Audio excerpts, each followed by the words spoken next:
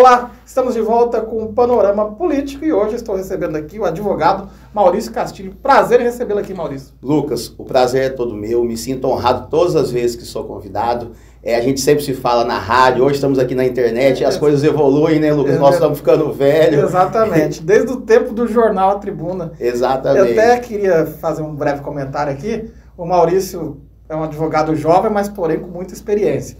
E sempre muito estudioso das principais decisões, principalmente no que tange à justiça eleitoral. Ele, uma época, no jornal A Tribuna, eu entrevistei o Maurício falou, Lucas, vai acontecer isso. Eu falei, mas por que você vai estar falando isso, doutor? Ele falou, porque fulano vota assim, ciclano vota assim, beltrano vota assim, somando tudo vai dar isso. Você continua estudando os votos ainda dos ministros? Lucas, o bom advogado, ele precisa conhecer o pensamento dos nossos jogadores, seja em primeira instância, seja em segunda instância, no TRE, por exemplo. Hoje nós temos uma composição de 7 jogadores, cada um tem o seu perfil, cada jogador tem a sua convicção, então a gente continua, sim, fazendo esse estudo e também esse estudo no terceiro grau, tanto no TSE como no STF. A gente, sim, faz esse estudo, porque a gente consegue daí fazer um juízo de previsibilidade. Obviamente que às vezes muda, né? Exatamente. Às vezes a gente é surpreendido, quem a gente acha que está votando uma decisão muda de entendimento, o que faz parte também da democracia do jogo. Da democracia e do estudo dos próprios ministros, dos próprios jogadores, que também se aprofundam, como os advogados se aprofundam, eles também se aprofundam e têm esse direito de mudar de opinião. E às vezes uma decisão que ele tomou, fala que eu tomei aquela decisão, mas o resultado final dela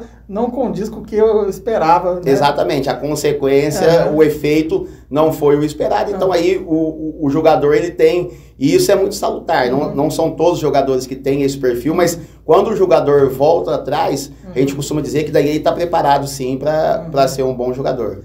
E aí, Maurício, você sempre trabalhando aí no direito eleitoral, fez muitas campanhas, ganhou muitas, perdeu algumas, faz parte do jogo também, mas nessas eleições, pelo menos os nomes que você atendeu saíram vitoriosos. Eu vi o Cláudio vencendo em Rondonópolis, o Abílio em Cuiabá e a Flávia Várzea Grande, é isso mesmo? É isso mesmo. Eu costumo dizer que Deus nos abençoou. A nossa trajetória começou com o Dr. Gilmar e a doutora Rocilene. Eu sou sócio do escritório de Morianes. E a nossa trajetória, eu acredito que se consolidou nessa campanha. Nós cuidamos de Cuiabá, Rondonópolis e Várzea Grande. E esses 3 municípios venceram, Lucas. Só das 3 principais cidades. As 3 principais cidades e 3 campanhas muito disputadas. Eu cito para você que Várzea Grande... No domingo saiu uma notícia, Calil eleito, e a nossa candidata, a Flávia Moretti, fez bonito e venceu a eleição. Eu vi assim, né, analisando aqui, acompanhando as pesquisas, nenhuma pesquisa acertou, obviamente, mas isso não vem ao caso. Mas eu vi assim, eu falei, Várzea Grande, na minha leitura, o Calil estaria reeleito. Em Cuiabá, acreditava no segundo turno, mas com Botelho. Em Rondonópolis, foi uma eleição equilibrada, mas o Cláudio já mostrava uma pequena vantagem naquele momento. Sim, as pesquisas de consumo interno das campanhas, principalmente em Várzea Grande, apontavam esse crescimento da Flávia.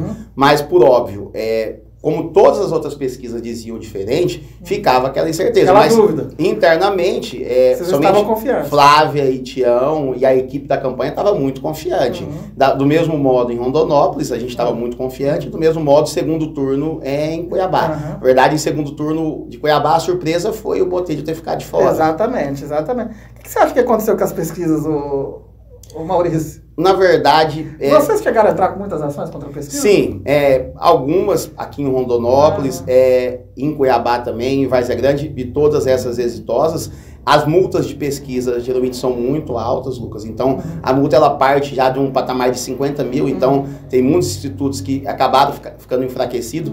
Mas o que eu acho que aconteceu assim? Isso até é uma discussão entre eu, o doutor Gilmar, o presidente do PL, o Ananias, me parece que os institutos, eles não fazem de má fé, mas desaprenderam a forma, não se adequaram à evolução da própria população. Uma mudança muito grande. Vou dar Rondonópolis, por exemplo. Rondonópolis tem condomínios fechados. A pesquisa não chega nesses condomínios. Sim, vou te dar um outro exemplo. Ou em condomínios que, tipo, o Celina Bezerra também, mora 3 mil pessoas lá. Sim, as pesquisas, elas geralmente vão em residências no horário comercial. A maioria das pessoas estão trabalhando, Lucas. Então, vai encontrar ali pessoas que talvez não representam o perfil da grande população. Então, o que eu acredito que os institutos vão precisar se reinventar para buscar uma forma de acertar. Agora, falando da sua área específica, o direito eleitoral, da primeira eleição para essa mudou muito? Lucas, veja só, como a gente já está há muitos anos nessa área, e de 2 em 2 anos sempre há uma mudança, então a gente acaba que não sente tanto esse impacto. As mudanças que tiveram, na verdade, que impactaram mais, dizem mais a respeito da questão das coligações, mais relativa às eleições proporcionais, a questão da alteração do quociente eleitoral para a regra do 80-20, isso causou reboliço. Tivemos que explicar e reexplicar e explicar isso de novo para os políticos, porque de fato não é fácil de entender. Mas assim, para nós que estamos no meio, eu diria que mudou pouco.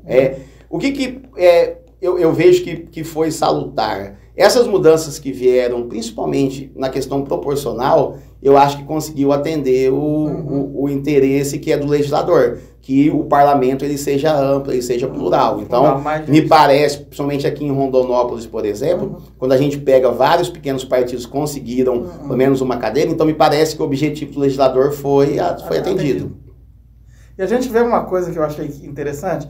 2016, o único vereador sobrevivente é o Beto Amendoim. Ele veio em 2016, 2020 e 2024. Ou seja, num período de 2 eleições, quase 90% de renovação. Tá certo que o Ibrahim voltou, mas o Ibrahim não disputou as eleições anteriores.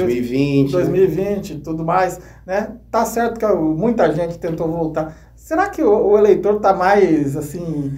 mais difícil reeleger hoje? Pelo que você sim. Esse é um dado interessante, eu não sabia, Lucas, mas ele representa exatamente o sentimento do eleitor. E se você pegar, por exemplo, eu diria, nos cargos majoritários, também tem esse espectro de mudança, Lucas. E da mesma forma nos cargos legislativos. Então, se a gente pega aí, somente aqui em Rondonópolis, muitas caras novas, pessoas que com uma nova forma de fazer política, muitas que vêm do empresariado, do empreendedorismo. Então, a gente percebe que o eleitor está buscando um outro estilo de político. Até o prefeito eleito, eu conheci o Cláudio uma vez em 2019 num jantar. Ele virou para mim e falou, você é prefeito de Rondonópolis. Eu olhei para a cara dele e falei, esse cara tá de brincadeira comigo. Disputou 2020 e virou prefeito em 2024. Eu acho que a eleição hoje, ela tá dando mais condições para as pessoas, entre aspas, desconhecidas, entrarem no processo e ganhar, né? Acho que as regras estão ajudando mais. Sem dúvida. E assim, o eleitor está conseguindo entender também que aquela pessoa que dá conta de gerir o seu negócio privado, a tendência é que ele dê conta de gerir também a coisa pública. Então, o eleitor está começando a entender que aquele velho estilo de fazer política, que tem as suas partes boas também, mas que é interessante, às vezes, ter essa oxigenação, Lucas, para que a gente possa atender todos os interesses. Então, eu cito, por exemplo, para você aqui em Rondonópolis, conversávamos sobre Rondonópolis, a gestão do prefeito Zé Carlos do Pátio. Foi ótima. Mas ela foi muito boa na parte social. Quando a gente pega na parte de infraestrutura, não é que ela foi ruim, mas ela poderia ser muito melhor. Geração de emprego e renda, né? Sim, o Cláudio já vem com uma outra pegada, já vem mais focando na parte de empreendedorismo, da infraestrutura. Então, é por isso que é importante essa alternância, que um completa o outro. Eu entendo isso. Um completa o outro e no final atende o objetivo final. Maurício, eu queria agradecer, estando na reta final. Eu gosto de dizer o seguinte, a gente está vivendo uma transição política. Está saindo uma geração de políticos que a gente viu, eu, você, vou dar exemplo, Percival, Rogério, Bezerra, o próprio Zé do Pátio. Essa geração está indo embora e está nascendo outra geração. Sim, a gente costuma dizer que é a nova geração, né? É igual o futebol, né? A geração do Ronaldinho, Ronaldo Gaúcho está aí. A gente agora está com a geração do Abner, do Vinícius Júnior, né? Mas... Não estou dizendo. Diferentemente do futebol, eu arrisco dizer que há uma evolução que é própria do ser humano. Eu cito para você, por exemplo, aqui, Lucas, dessa nova geração a nível estadual, o deputado Max. Eu diria que um craque. O grande nome dessa nova geração. Tem a parte técnica, tem a parte política, tem a parte do empreendedorismo. Ele abrange todos os espectros. Então, acaba que é muito interessante. Há, de fato, essa evolução. Maurício, queria te agradecer e dizer que esse espaço está sempre aberto aqui para te receber. Eu que agradeço, meu amigo Lucas. Um prazer. Obrigado e a gente volta numa próxima edição do Panorama Político.